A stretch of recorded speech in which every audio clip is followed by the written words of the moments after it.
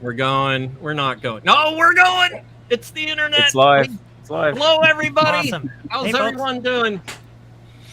We have got a full show for you, full load of a show for you here today. It's post VCF Southwest. We've got Ben, we've got Dave, we've got Johan, we've got BBMDonut, and we've got June.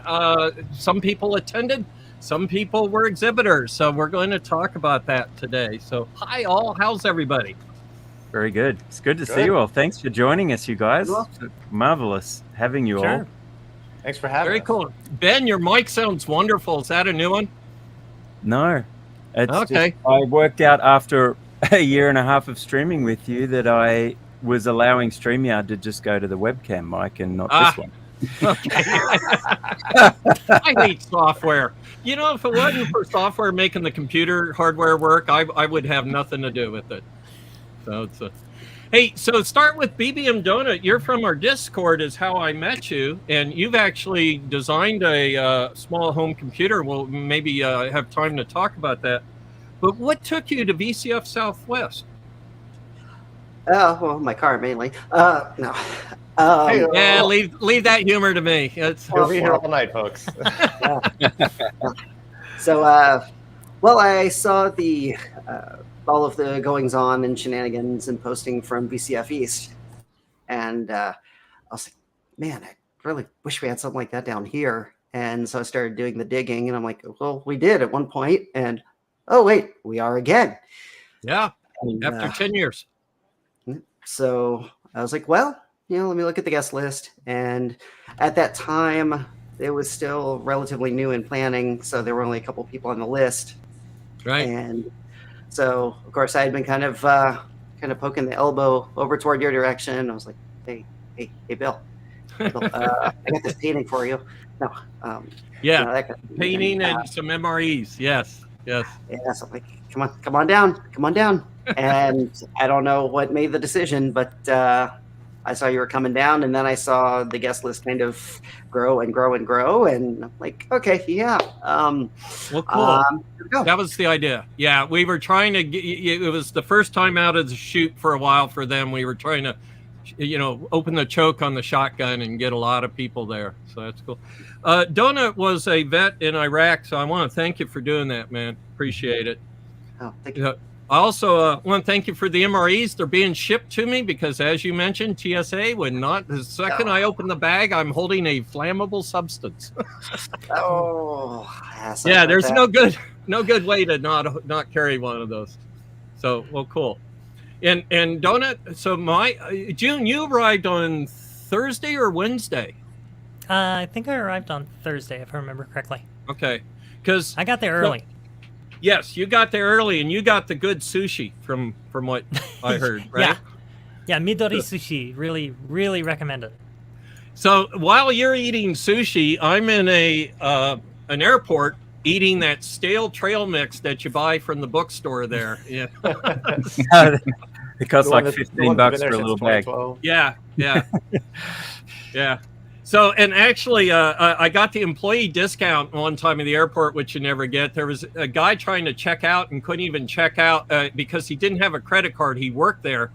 And I said, I'll just buy a soda for him. And he's like, my employee discount. So I was able to pass it on. So, hey, so Usagi, when did you get there?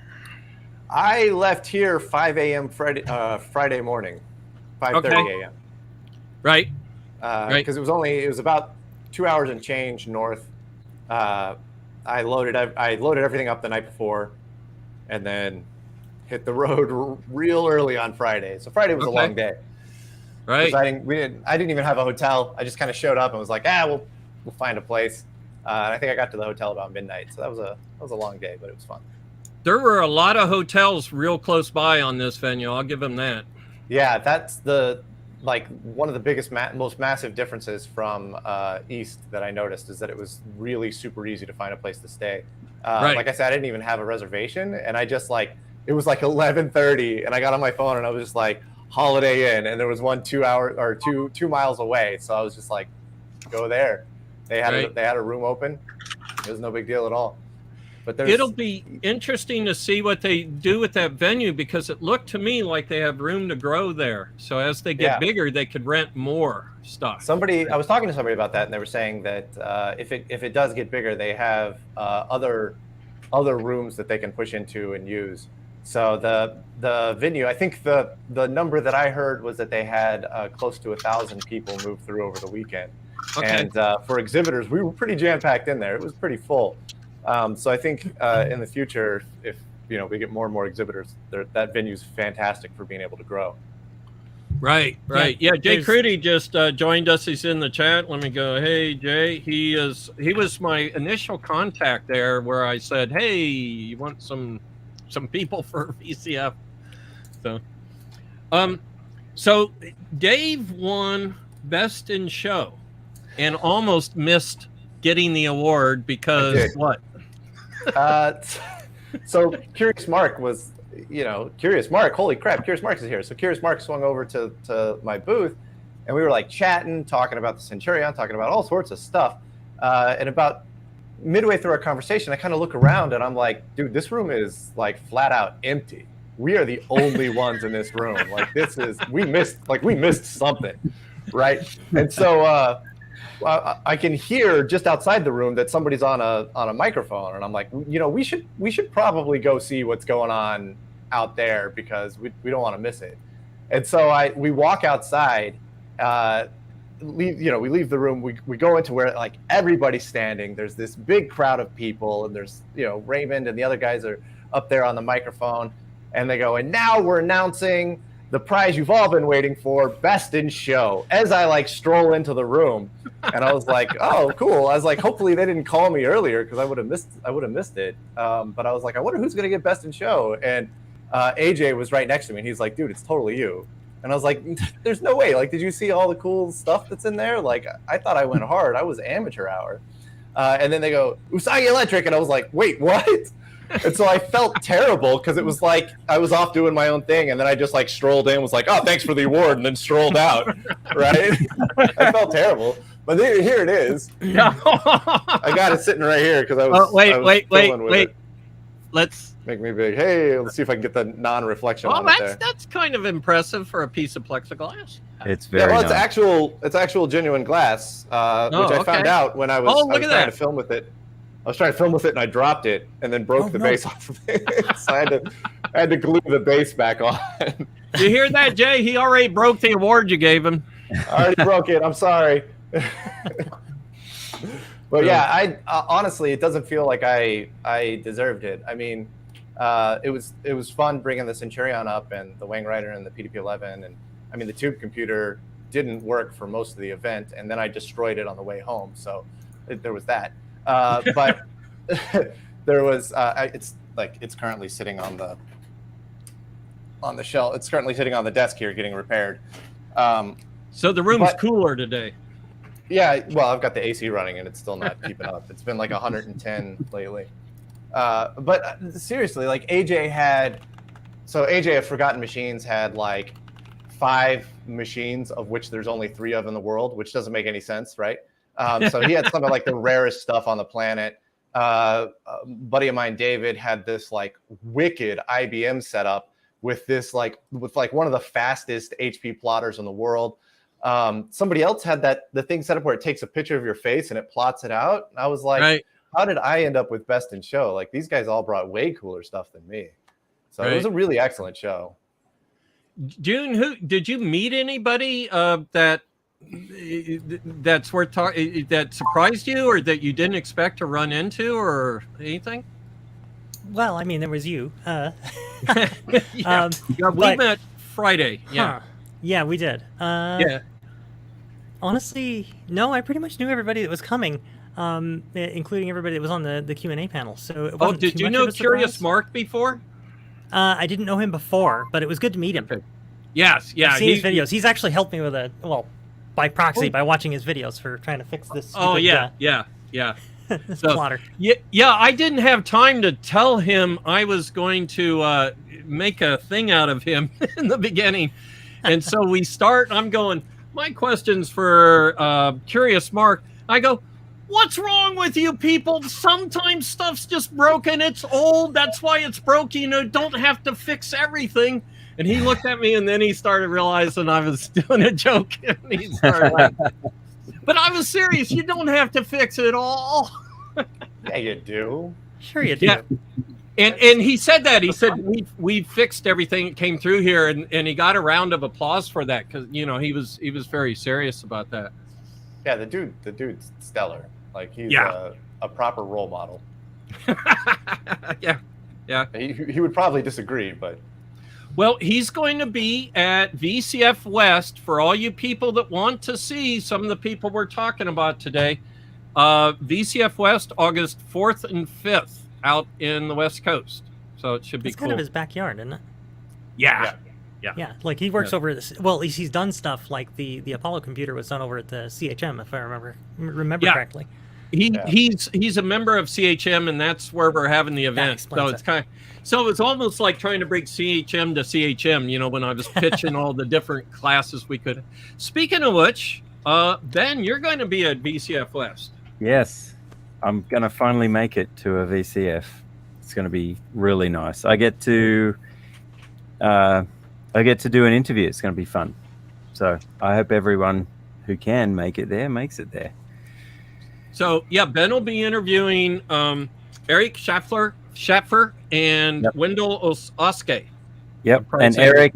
So for those who are new here or weren't around, Eric was actually on the show with Bill and I 3-4 weeks ago. Yep. He's the one. These guys wrote this Open Circuits book, which is my favorite book on my coffee table. It's prominent. Everyone who comes to my place will see it because it's just beautiful what's inside it. Absolutely beautiful. Yeah. And and for those who don't know, Eric is kind of the mastermind behind the Monster 6502. So that was a fully discrete 6502 CPU made with discrete MOSFETs on a board with the IO pad layout to match the original 6502 die. It's very cool. I consider him probably to be one of the living 6502 experts at this point. I mean, he knows right where the transistors are on that. Yep. To do what he's done, you couldn't do that and not become like he must have put his 10,000 hours into just that project. And the cost just to build one board in MOSFETs. Yeah, very cool. I've even seen photos and videos of people hooking that up to other computers. That the cactus. Yeah, the cactus. So Commodore Cactus had it running.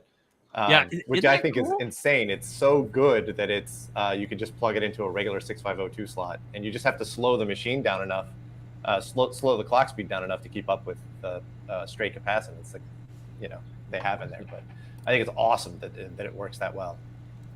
So got a question here real quick. Do I have anything to do with the SX64? No, the SX64 was OEM'd by Commodore Japan, I believe, to Japanese Victor Company and probably with Mitsumi, but I got poor memory on that. So that explains some of the construction. It's actually good, tearing isn't it? this one apart. I mean, multiple PCBs and all that. It's totally nuts. Right. It's not very characteristic of Commodore of the day. That's and right. That poor that's Vic. JVC. The heatsink they put on the VIC is insane. You mean it actually works? No, it doesn't. That's the problem. Oh, first thing we had to replace in this thing was the VIC actually. So what's wrong with the heatsink? Is there not enough convection moving? It's big but no convection or something? Yeah, that's exactly the issue. So it's like this massive, like 1 inch tall heatsink with massive fins, but unfortunately, there's no airflow over it. There's no vents below it, and there's no vents above it. So the end result is you end up with all this heat coming off the thing, but it just stays right there. Right. So the heatsink, all the heatsink really does is it says, okay, how long in any one user session are they likely to need to use this thing? Oh, about 3 hours. So the little cavity that it's sitting in takes 3 hours for the whole cavity to to heat up enough to where the heat sink's not doing anything anymore. Right. Sitting next to a CRT and a floppy drive and another whole bunch of NMOS chips. Nothing in there at all. Yeah, it's all just a hot bubble. Right. So, Johan, have you ever been to Texas? Not yet. Not yet. I certainly hope to visit all the VCF events eventually. Now, have you seen any of the online for Southwest? Did you see any? I did watch some of the streaming. Yeah. They've been really quick at putting up the videos as well, which is quick. Yeah. Real nice. Yeah. Now, would you watch it if it was a live stream? Now, you're over in Europe. Would you watch it if it was a live stream, or would you just wait for the recordings to come out? Sometimes I actually do watch the live streams, of the talks.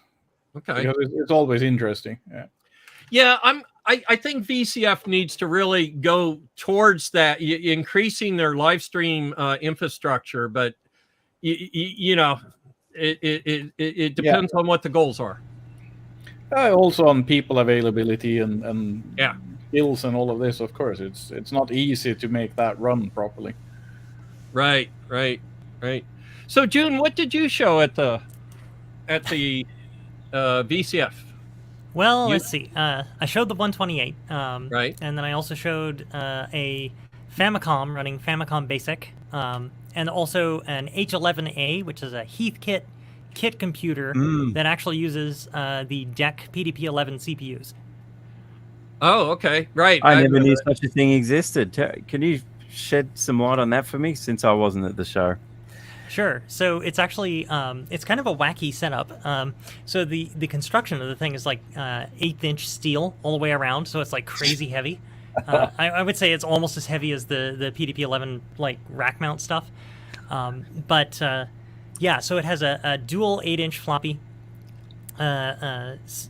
drive to actually boot the system, and it's essentially this little flat sort of angled faced Q-bus card cage with a hand-built power supply by the person who buys the kit. So it's like this crazy kit computer. You assemble all the power supplies, you assemble all of the serial boards, and then slot it all together and hope to God that it runs HT11. And because DEC was like super careful about trying to keep people from undercutting them, they actually didn't let you run RT11 on the machine. They instead sold RT11 version 1 and then like stripped out half the features. Yeah, sounds like big computer companies of the day, and even some present big computer companies. Yeah. What year was that from, do you think?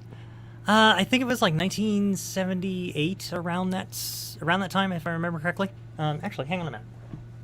It's amazing. Like, it's amazing that things like that were available as kits. Like, I would have 1978. Yeah. Okay. I would These never are the have stupid seen. signs I forgot to bring. Would never have seen one of those. KDJ11. Yeah. I don't Go think ahead. anyone would have seen such a thing outside of the States, because this was the only country that had, in the 70s, had enough people with enough money, and enough of the technology originated here anyway, to have any market for something like that. I wonder how many Heathkit actually sold of those. Do you have any idea? Not that many. Yeah, I actually have all that on the card here. So it's I think it was using only the like about actual 1,000. ceramic CPU that has like the 2 gold packages on it, like Yes. the proper Yes. micro LSI. Yeah, Okay. I see some pictures of it. 78 is like crazy early for one of those. They Yes. because that micro PDP chip ran all the way up until late Yes, sir. 80s. It ran for a Yes. long time. There's a really good article on it by Al Williams from 2021, November 21, on Hackaday. If anyone's interested, Al Williams, Hackaday, November 2021. It shows some of the boards that go into that thing, and the processors, and link to the video. That's cool. What? Go ahead, but you just reminded me that we have video from this event, so I'm looking for it now. Go ahead and talk for a minute. No, I'm just. What did DEC? Pardon my ignorance. What did DEC actually name their CPUs for the PDP-11? Because somehow Just It I depends. actually Loaded worked. question.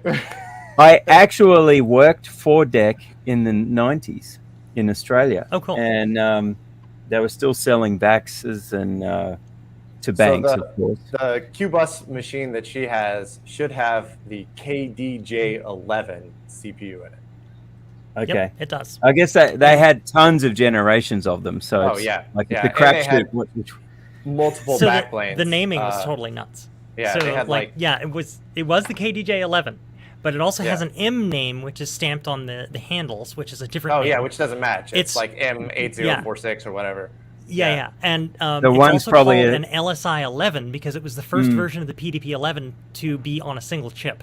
Yeah, the right. large scale integration. Yep. Yeah, There so we go. like the H11A actually on its front badge says LSI-11 on it, not PDP-11. Yeah. Mhm. Wow. And it's functionally equivalent to a PDP-11 23? No. Yeah, 23. Yeah. Yeah, that 23, was my first. 73, they all got the same CPU. They're just running at different clock speeds and have different stuff going on it. So the PDP-11 that I actually had at the show has the exact same CPU in it, but it's a PDP-1183. So the CPU board is a quad height board, Yeah.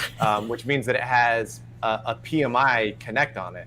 So the top 3 slots of your backplane are now QCD slots.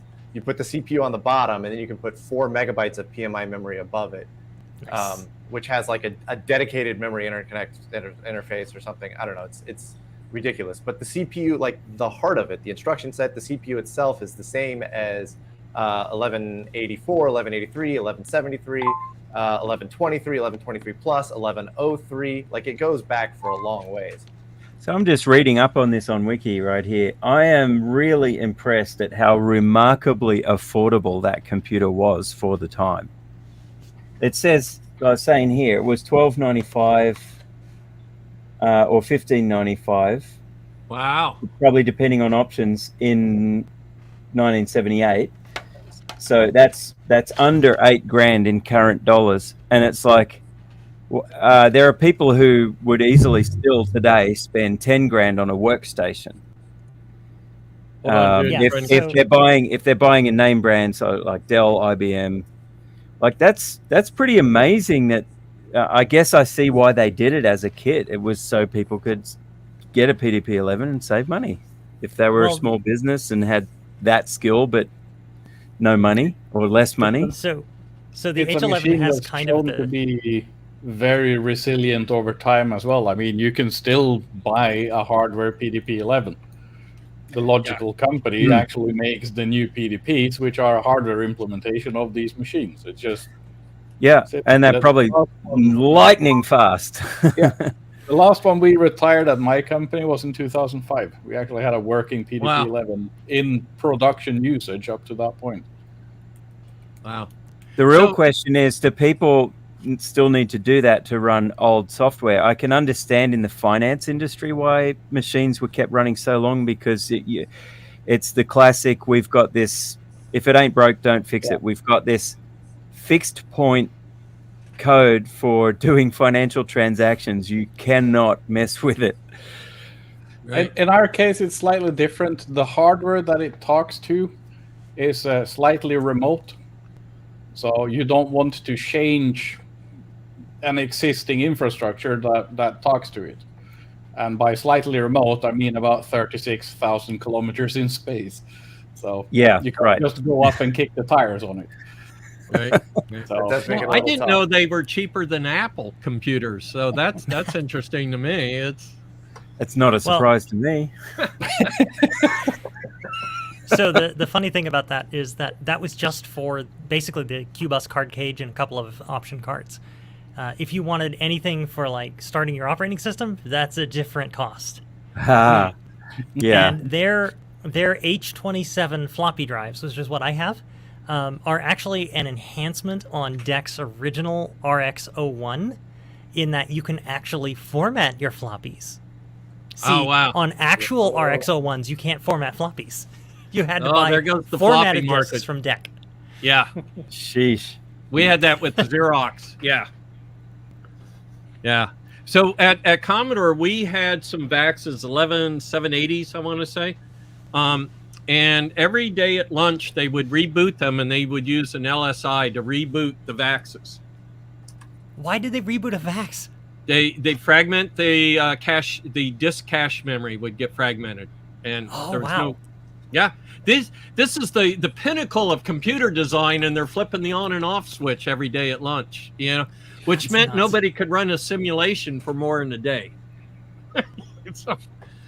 But So yeah, my dad and I used to install and uninstall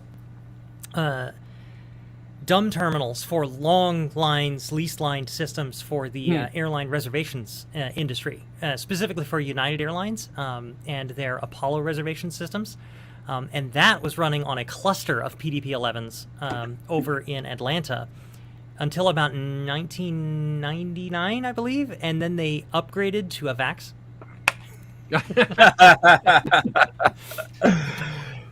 Wow. I heard that Epcot Center, the elevators were run on C-128s, and I was thinking, I'm not going to Epcot. What are you afraid of the CPM implementation? Though you're like that, you're reminding me though there are countless 6502 based industrial systems out there that have to be extremely reliable. Mines all across Australia are using them. You know, our friend who sponsored our StreamYard costs for the year, he's in that business, and we got to get him on the show one day too. Yeah. I had a really great conversation with him at a pub while I was there in April. Anyway, 6502 turns out to be very reliable for industrial stuff. I think that's what's kept WDC going all these years too, partly. Yeah. Licensing. Yeah. Cool. So, Usagi, tell us a story. which story you want to hear? What's it like to go out with the ladies of VCF? So Jerry Ellsworth and I have a blood feud that just gets more and more exciting every time. Yeah, here we go. Oh no, it's upside down. Oh, it's not even coming across now, is it? Oh no. There we go. Yeah. So Jerry is incredibly competitive at pinball. And I don't know if you can see, but I happen to have 2 pinball machines in the back corner here. Yeah. How many does she have? She's got like 80 or something, you know. That's a side hustle business for her now. Like, she rents them out. Always has been, yeah. Whoops, not that one. Well, you know, if you want to see us fail at DDR. Oh, here we go. And then he gets his retribution. I got my revenge. So this is the hilarious part, right? Like, I've grown up playing pinball my entire life. That one that's in the corner, the Merry Widow, my dad picked it up before I was born. So it has been like it's been a family member longer than I have, right? So I've never known a moment in my life where that machine didn't exist, right? So I'm not bad at pinball, but I'm not competitive good. And so the first time I met Jerry, like, we didn't really know each other. We didn't really know, what we were into. VCF East, right? This was at VCF East, and we were at Silver Balls, and I was like, oh snap, they got a Captain Fantastic. We just sent one of those up to my brother. So we got it here in Texas, restored it. I played it a bit, and then we sent it off to my brother. And so she started playing Captain Fantastic, and I started playing Captain Fantastic, and then she was like, well, we got to get a little more competitive. So we played Joust against each other, which is like the competitive, I'd never played Joust before, but it's like 2-player, and you're playing against each other at the same time. And she whipped me hard. It was like, at one point, she literally had 1 million more points than me. Like, not an exaggeration. It was like 1.4 million versus my we all saw it. Yeah, it was over 1 million. Yeah. So that night, like, boom, it was on like Donkey Kong. We played like 25, 30 different games. She beat me at every single one until we got to the last game. And she was like, this is for all the marbles, because she was full of confidence at that time. She goes, this is for all the marbles. And we played, and I beat her like a drum. It was awesome. And so the last game, I came out the victor. And so this was her retribution round. She goes, I said it was for all the marbles. That's on me. And so this time at VCF Southwest, she came out, and we hit up a place called Free Play Arcade, and they had, I don't know, about 8 or so Stern pinball machines. And again, same story as last time. She just beat me, whipped me at every single one until we got to the last game of the night, and I beat her like a drum. I had at He's proud least about beating a 15 woman. times her score. Hey man, I am an equal opportunity pinball player. I guess it was just tons of takes you fun. a while to warm up and get your groove. Yeah, I guess so. It just happens to be everything up 3 to months. that last. Yeah, it was the chips all fell in the right place. So that was a ton of fun. So the next time I run into Jerry, we got to continue our blood feud. Right. Well, we had Amy and Taylor were with us there also, or is it Taylor? It's Taylor and Amy. Taylor I and gotta Amy. get the- Yes. Yep. Who was on the panel with us, and also actually AJ. you can see them dancing around on the what was that Dance Dance Revolution thing you guys were playing. Yeah, In It's the been like- clip, I have Dave actually practicing in the background for when he gets up to play Dance Dance. I knew there was no way I was going to get out of that situation without y'all putting me up there. So I figured I better start running. It's been like 20 years since I played that game. So See, now I'm getting jealous because I used to play. It was about 20 years ago. I was actually playing in the state circuit a little bit. oh, And, we got a you competitive know, DVR. Oh no. Well, the knees are not doing so good 20 years later, but I still like to get on the machine every once in a while.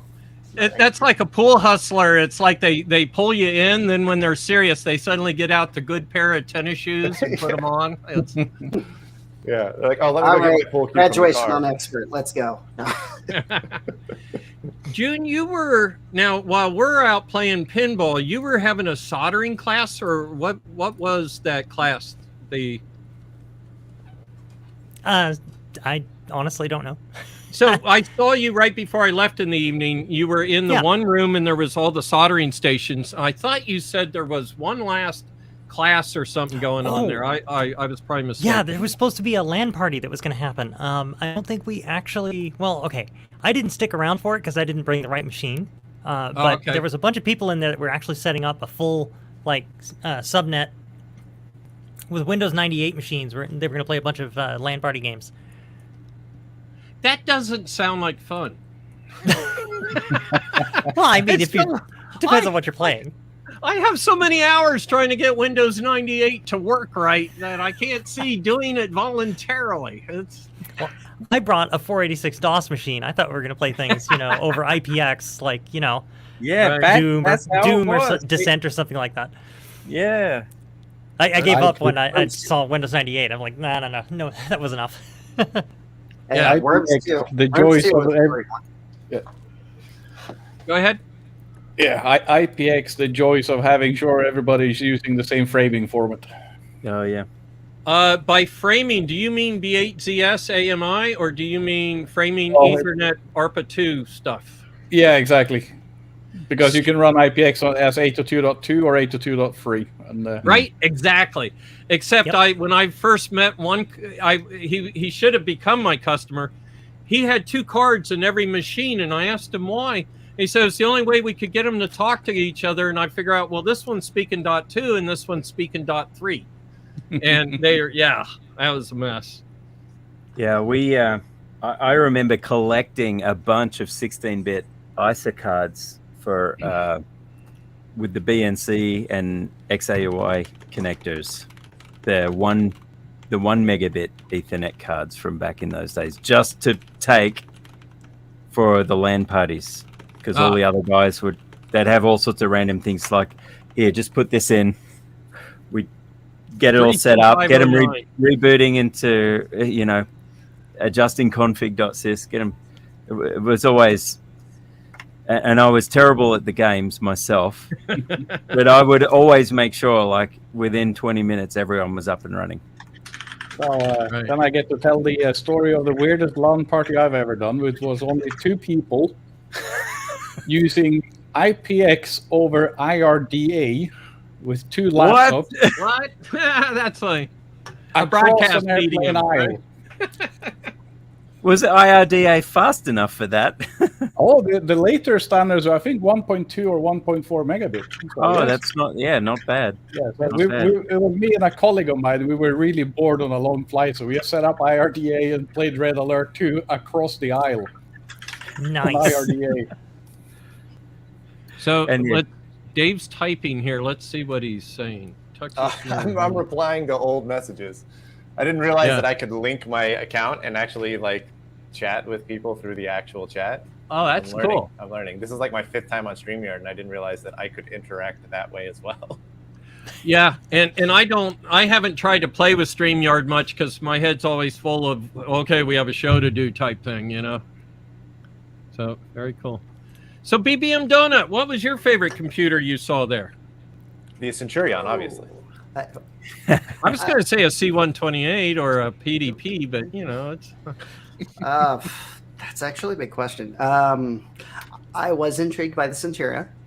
We go there, but this, oddly enough, it was actually my first 128D in person. Wow. So there was that one.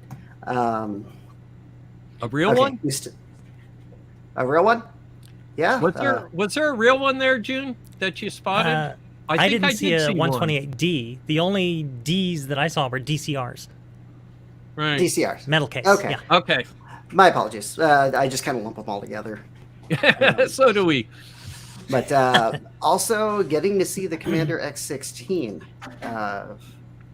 live and in person. That was interesting because, again, it's a custom build. And as you mentioned earlier, my custom build. Yeah, you're doing a good project. Oh, there's a D. Johan, nice. I recognize That's a proper the D. D. It's got There we the. All right. Real One of deal. the rare machines. Yeah. You're going to show us inside that, Johan. I'll max you up. For me, I always find it a bit interesting how the plastic D that was designed in the US was sold a lot in Europe, and the metal D that was designed in Europe sold in the US. Yeah, and I I always don't. wondered about that. Yeah, so here's a true D. It's got the handle built into it, and the keyboard clips up underneath it. And mine's got crap written all over it because people would tear it open expecting to find Amiga memory in it and stuff. So it says not an Amiga on it and stuff.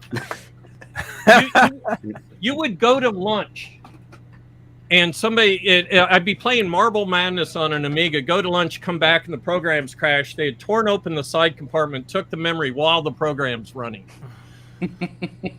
Good grief. Vultures. Yeah. Were they that desperate for RAM? They were, because you couldn't play Marble Madness without it. Oh, So- wow. Now, usually what I did at Commodore when that would happen is I'd order a whole bunch of it and leave it laying around, whether it was 60 VIC chips or, test leads or something.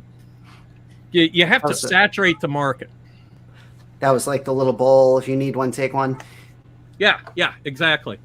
And even test leads, I had a guy come over. Oh, they're going to take your test leads. I'm like, fine, I'll put out more. And I kept buying test leads till my test leads stopped disappearing. And then everybody at Commodore had test leads. Who'd think, So it's good that they didn't shut off your credit card. Right. I didn't have one. I did not have a credit card till I was over 40 years old. So how did you? Yeah, so 35. I mean, so you bought this stuff personally and left it around from your own money? Oh no! All I had to do was order it.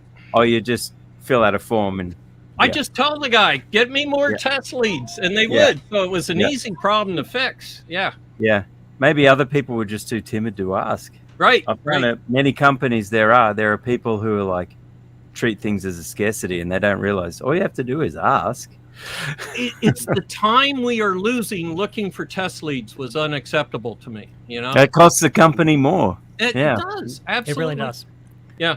And I did the same thing with VIC chips. When VIC chips came out that didn't flicker so much, they were being torn out of computers left and right, the Rev 7s, 8s.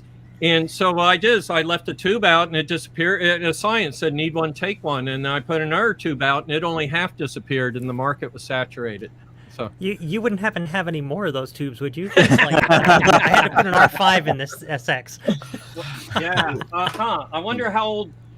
Oh, yeah, it's all built in. I was going to look in my D to see how old the VIC chip is. Probably got Scotch tape holding the case lid on the VIC chip. So yeah, bend Scotch tape is not a good thermal conductor. Got to use lots of paste on it. So cool. Johan, you're coming to VCF East next year, right?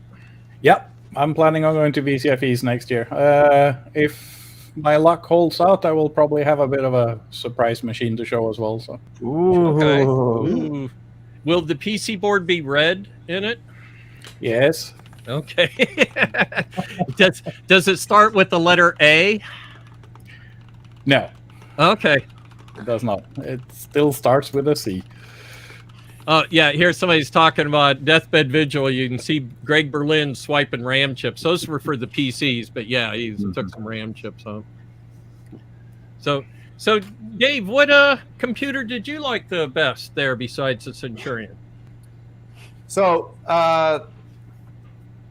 from an actual like pure just academic sense, the Tektronix 4054, I think it was 4054A was one of my favorites.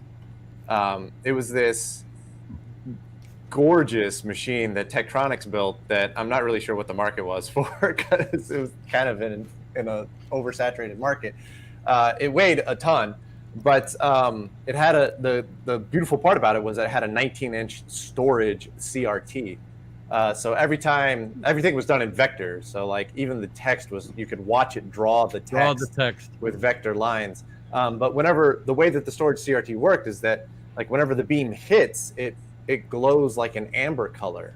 But as the beam moves away, it's just green that stays. Right. So you can see this like, especially as it was doing like SVG graphics and stuff. So he had a bunch of cool vector graphics on there that he would draw.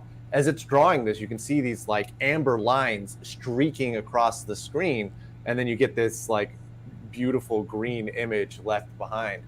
And there was a lot of other like really interesting quirky things. Like when you type text, if you make a mistake and you hit backspace, it's not like the text is stored in RAM and they can just delete a couple of bytes of RAM to make that RAM disappear. Right. It's on the storage screen. So like your cursor goes back, but the next line you type goes on top of whatever symbol was there previously. So then they have like special keys to like specifically wipe that line or rewrite it or something. It was really wild to see how you could use a storage CRT for general computing. Right. There was a lot of like hurdles that they had to overcome that you just go, was it really worth it? But I think it was. Like the CRT was gorgeous to look at. Yeah, I remember that one. It was over by Dave Murray's booth, kind of off to the left when you walked in. Yeah. Yeah, I remember he said the resolution on that thing was insane. It was a beautifully crisp picture too. Oh yeah, it was crystal sharp. It was super hard to photograph. Because like a camera just can't recreate how the storage CRT looks on it. Right. Yeah, that one was really cool. But I mean, there was a ton of really excellent stuff. Mike and Oscar had a great setup in the back with the PDP-05, I think, and some core memory laid out. And then Oscar had all of his PyDPs set up. There was the fake Polybius arcade machine, which I thought was kind of funny. Did you get a chance to play Drunk Driver? I didn't get a chance to play anything, unfortunately. Oh. Right. I didn't even get a chance I got one game in on Drunk Driver, and I broke the controller. Nice. Oh, wow. Yeah, the beer bottle. Yep. Yeah.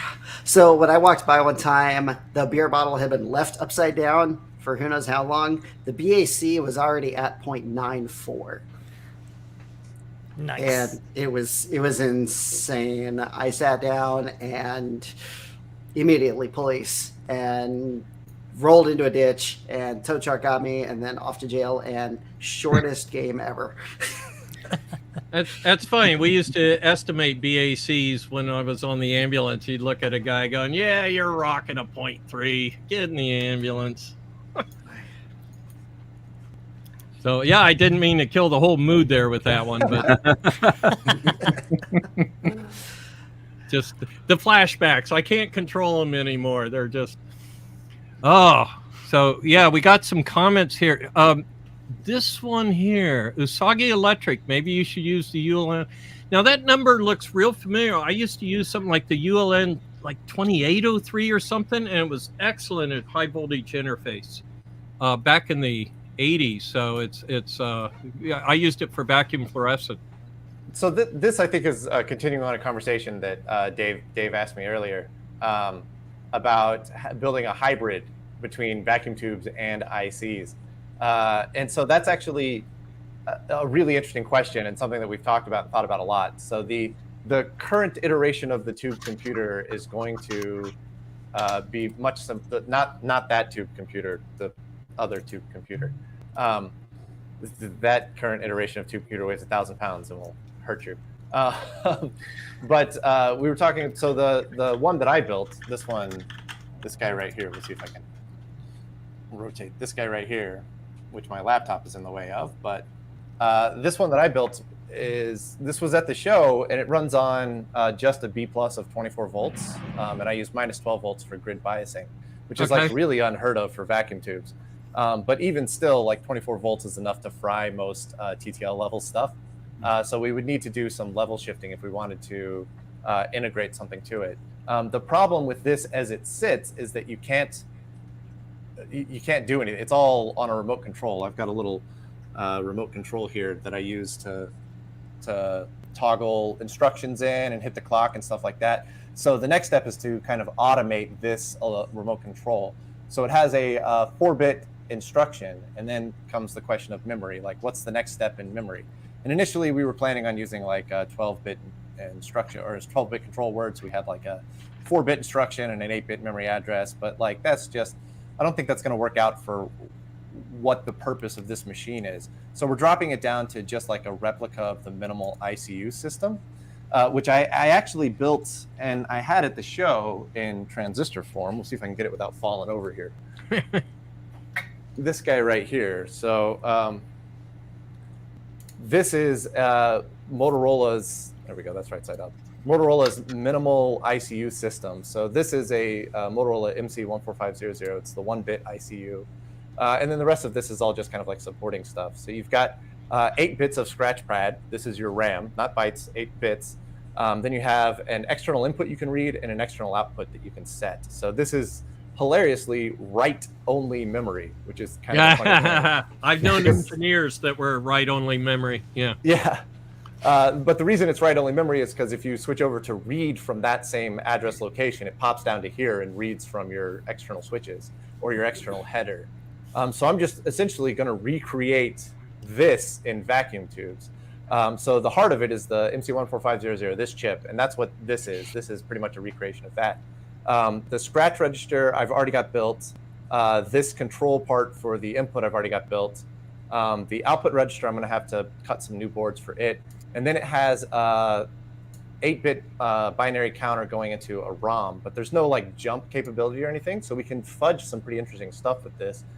So instead of having a ROM and binary counters, because that takes up a huge amount of tubes, we're just going to turn this all into paper tape, because paper tape is 8 bits wide. So we can have our 4-bit memory address and our 4-bit instruction on paper tape, and it can be arbitrarily long. And so then the hope is that at a future show, I can have this set up and then the vacuum tube version of it set up, turning away on paper tape, and both of them running the same program, or even like sending stuff to each other. Oh, that's cool.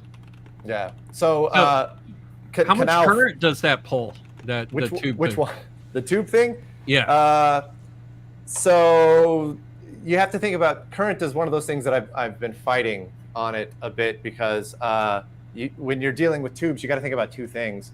So I said it has just plus 24 volts and minus 12 volts, but all of the tubes are 6.3 volt tubes. So each one of these has a 6.3 volt filament in it. Right. So if you look really closely, you'll notice that everything is paired together in groups of 4 or groups of 2. And so I do that because if it's a group of 4, I can put the 4 filaments in series and run them off of the plus 24. Oh, got it. And if it's groups of 2, like say these two right up here, I can run the filament off of the minus 12. But what this means is that the plus 24 and the minus 12 have to churn out some power. And tubes, when they're cold, the filament has extremely low resistance. Mm-hmm. Once the filament warms up, it comes up in resistance and it kind of settles down. But as it sits, if you were to just drop plus 24 volts into this, it wants to pull more than 30 amps initially. Once it warms up, it settles down to about 10 amps, 24 volts at 10 amps and 12 volts at 5 amps or so. But so the inrush is quite a battle. That's what these big current limiting resistors are up here with the thyrotrons and the relays. It's to kind of ease that inrush in a little bit. Now the reason that this is not bolted to the wall and that it's sitting on the table here is that as I was leaving VCF Southwest, I carried this out to the car and I set it up on its kickstand, and then I walked around to open the doors on the truck. And as I was coming back around, the wind caught the back of it and just toppled it over into the yeah. So a tube-powered sail. Yeah. So that's all the dead tubes that came out of it. You can see some of these are like completely missing the glass. It's just destroyed. So wow. Right on that. So the glass is totally gone on it. I lost about 15 tubes, bent the pins on another 25 or so. But I was able to go through and straighten those pins up and then repopulate it. And as of yesterday, it is back to fully operating. Cool.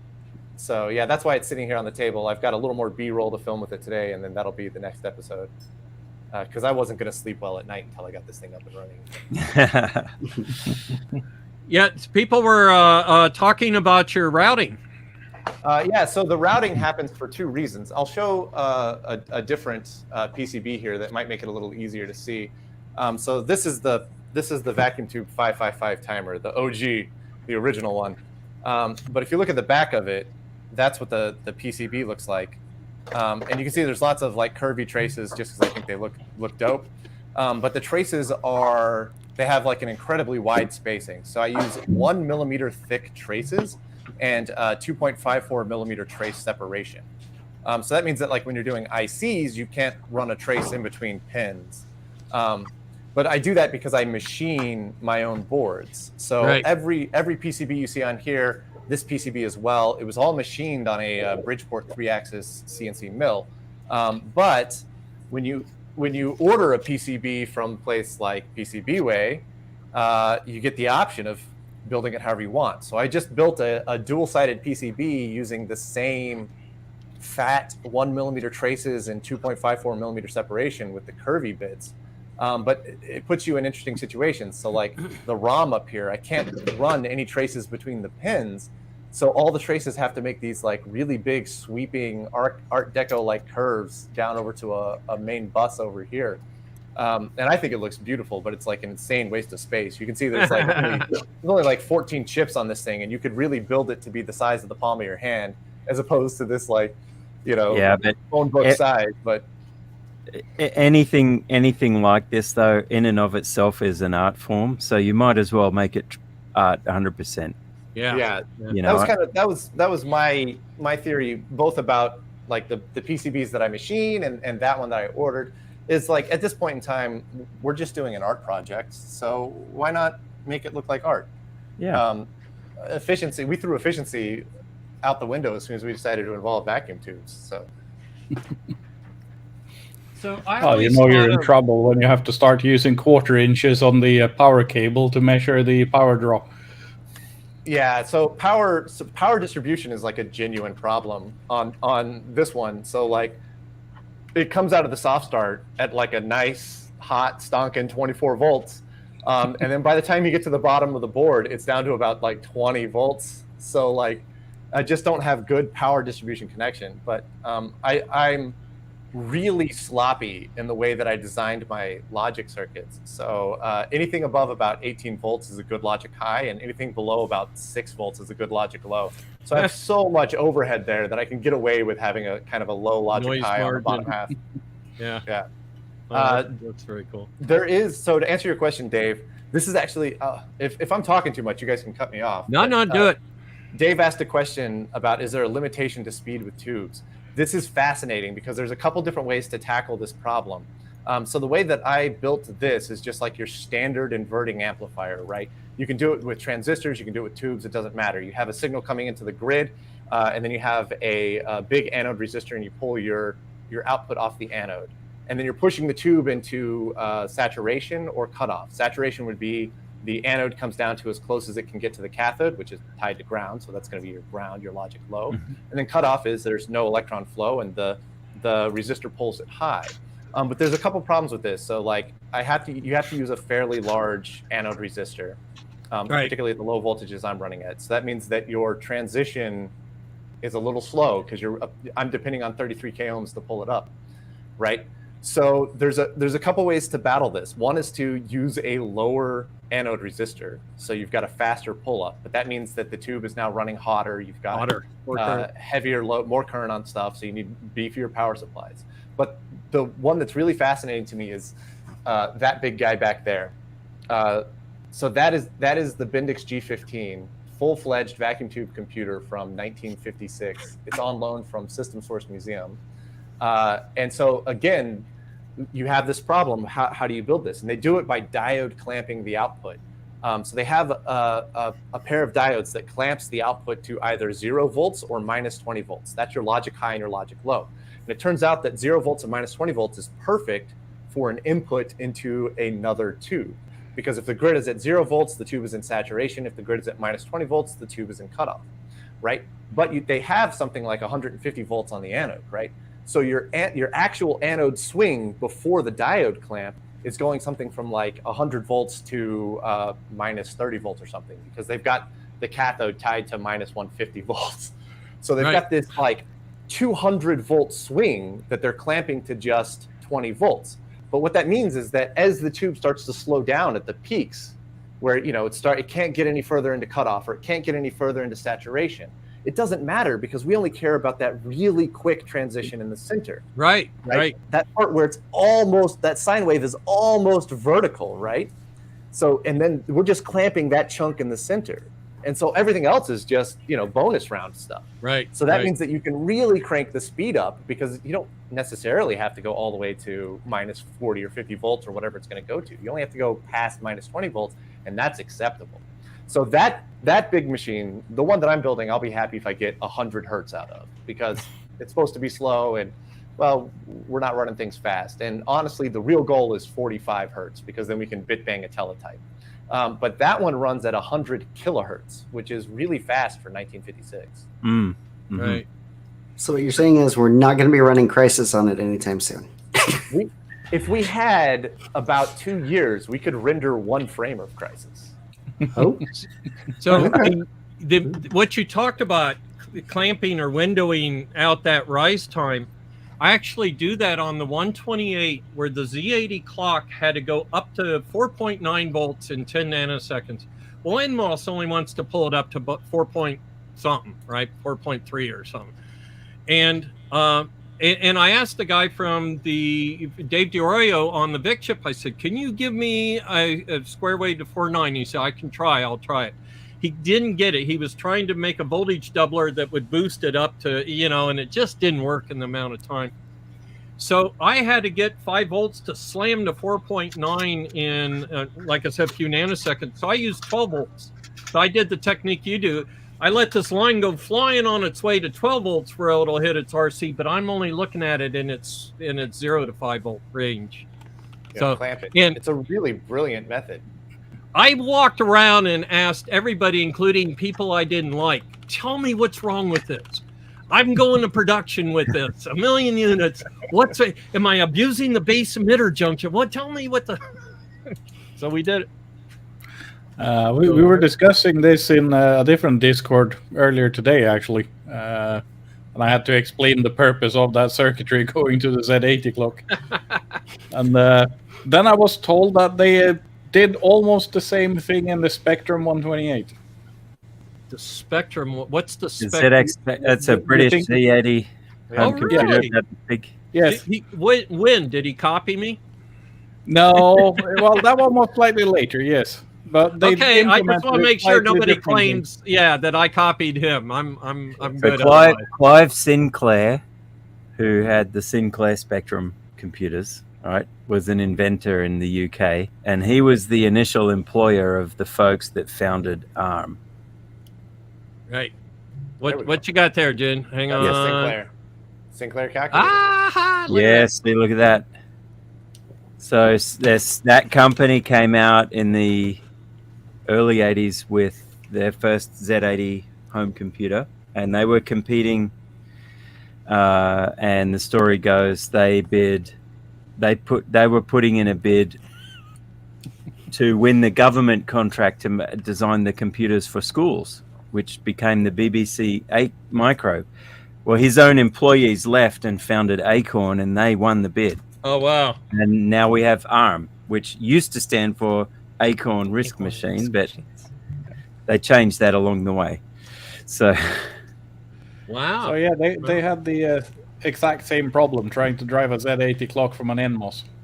They made a clock driver specifically to do that, but it was like I want to say they ended up with $5. an RC network and then a really fast switching transistor. Yeah. That's a design. The chip that Yes, I made to drive it cost more than all of my other chips put together, was my memory. Yeah. You know? those were beautiful machines. Those what June was just showing us there for a second was before Acorn became ARM. They actually developed the first ARM processor. Yeah, and they came to market with the RISC PC, and this is the Archimedes, right? This one. Yeah, this is an Archimedes. It's the 3010, the A3010. So the Archimedes was Britain's answer to the Amiga, I'd say, or the Atari, really ST. And yes, they are bloody good computers, but they just never sold well outside of the UK. I'm impressed that someone in the States actually has one. RISC OS on that machine is a very interesting graphical user interface as well. It's well worth firing it up on. You can actually run it on a Raspberry Pi natively. Oh, I did not know that. But that makes sense because the Raspberry Pi is an ARM processor. Exactly. And it has some. You will need a how-to guide because it does not work like any other OS. You use right clicks and dragging. It's very strange. Exactly. You don't save the files, hardware. you just drag them. The hardware design is really clean. Like if I'm just trying to convert this thing to run on US 115, is as simple as cutting two jumper wires to separate the power supply from the main board, and then wiring up appropriate 5 volt and 12 volts into the board, and it just works. Nice. So I'm looking at the schematic. Hang on a second. Let me see if I can show it to you. And for interested people, there is a replica PCB coming out in the near future as well, of the A3000. Ooh. All right. Yeah, I don't seem to be able to share that screen. So it does look like they have a transistor in the clock circuit. It's not used the same way. It looks like the opposite. It's not used the same way, no. All right. Hang on. Nope, I can't share it, but I'll try and... Oh, wait. Not to hold everybody up here, but... So, Donut, tell us a story. Tell us an Army story while I do this. Oh. Quick. Okay, time's up. Go ahead. I don't really tell a lot of okay. Yeah, my stories are all about being hungry and cold. So is this the circuit you're talking about, Jan? That's the only... I couldn't find the clock. That looks like it's driving a clock output. Specific. Yeah, but then it goes into the Z80. Yeah. Right, yeah, so it's driving the clock with a faster turn on, and so it almost looks inverted. It's inverted, and it's doing a kick-ass slam down, but it still looks like an RC pull-up. That's weird. So, all right. Well, I don't need to fix that problem. I fixed it. I botched it a few years ago. So, cool. Hey, for me, it's just interesting that people keep running into it and going, "What's this?" Right. Oh yeah, I knew when I did it that I'd never be the same.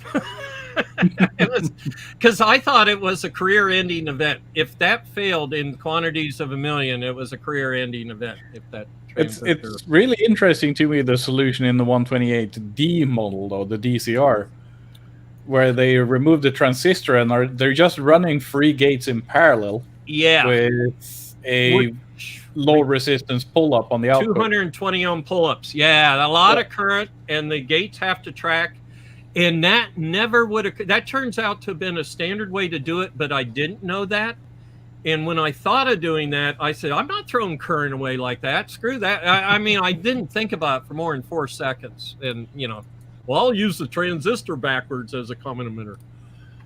So this is a newer edition of the... Oh, cool. Oh, So yeah. That's the circuit you're talking about. Yeah.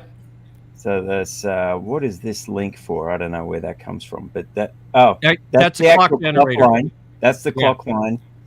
But this PHY CPU, so this custom chip is driving the clock to the CPU, and yeah, it's got a fast. Again, they have only 180 ohm resistor, so it's pretty kind of low-ish for a pull-up to get it to be fast enough, I suppose. But they're only pulling it up to 5 volts. Yeah. But a very fast falling edge. With that's why there's a capacitor driving the gate of the transistor. Which I needed a fast rising edge, which was my problem. That's wild that clock actually goes out to the keyboard too. See, there's 30 milliamps just in that frickin' resistor too, you know? Yep. Oh no, Clocks 30 take milliamps. clock lines Each take single tube pulls 300 milliamps. You guys are talking such low currents. It doesn't. My brain doesn't even register it. Hey, and Dave, you don't even need heat sinks. I know. Dave, I can lick my board. Can you lick your board? Brave, you can. If you think that's bad, the big blue guy, the Binix G15. Yeah. We have an actual a problem that we have to solve with it, and that's how do we power it? Because the manual and the back of it all calls for 208 volts. Nope, it's 115 volts at 50 amps, 50 amps. Right. Ooh. Oh my god. And that's why I was asking you earlier about your tube computer when you're talking about taking it to VCFs. I just wanted to make sure you didn't need 16 amps or something that would mean you needed a special Yeah, so outlet. the one that I take, I'm going to try and keep under a kilowatt. Okay. I think I can attain that. And a kilowatt's not bad. We shouldn't pop too many breakers. Yeah. But that big guy, we have to, it's in that specific corner because that is the physically closest location to the breaker box, which is just on the other side of the wall. Oh, so less resistance, less heat, less well, I'm kind of everybody's worried happier. So usually we had a big conversation about this. Maybe you guys can chime in on it. I'm curious about people's opinions. But usually you've got 200 volts coming in and you've got a neutral that shouldn't have any current on it, right? And then you balance the loads between the two phases. Yep. Yeah. So you've got your nice balanced load going on there, but we're going to have the manual says you want a 50 amp circuit, but it actually idles at about 38, 39 amps. So we're going to have 39 amps on one half of the circuit and nothing to balance it on the other side because it's pure 120 volts. You get a reevaluate and move some stuff over. But there's that's the thing is that there's nothing else in the shop that would be turned on at the same time as that. Right. Oh. And it needs a 50 amp breaker, and so that would mean that we would need a 100 amp breaker to balance the load, right? One expensive option, but certainly an option, is get a step down transformer that'll take 220 to 110. Yeah. So you do 220. That'll. Excuse me. It'll be a balanced 220 load on the primary at half the current. Yeah. Right.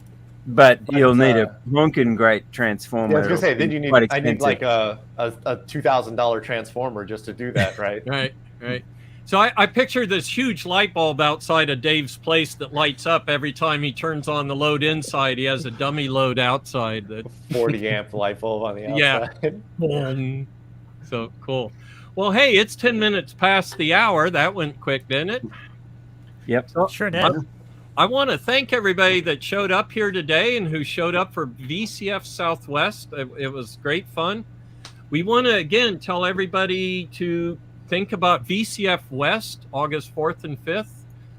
Ben, we have a website, right? Yes, Coriolis-effect.com. See, we're all formal fact, now. That's our table. Actually, yeah, let me throw the ticker up. There it is. Go there, join the Discord. The link's at the top of the website. Join the Discord. You'll be informed and part of a great community of people who love electronics in general, as well as ancient computers. And lots of fun to be had by all. June, you should join our Discord. I'm on yours. Yeah, actually, I've been looking for the link. I didn't realize it was a Coriolis effect at all. I kept looking at 128.com. Oh, I should put it there too. Cool. Yeah, I'll do that. So very cool. Well, thank you, everybody. And again, join our Discord. You end up on one of these videos, and we'll see everybody later. Take care. Ciao. Bye.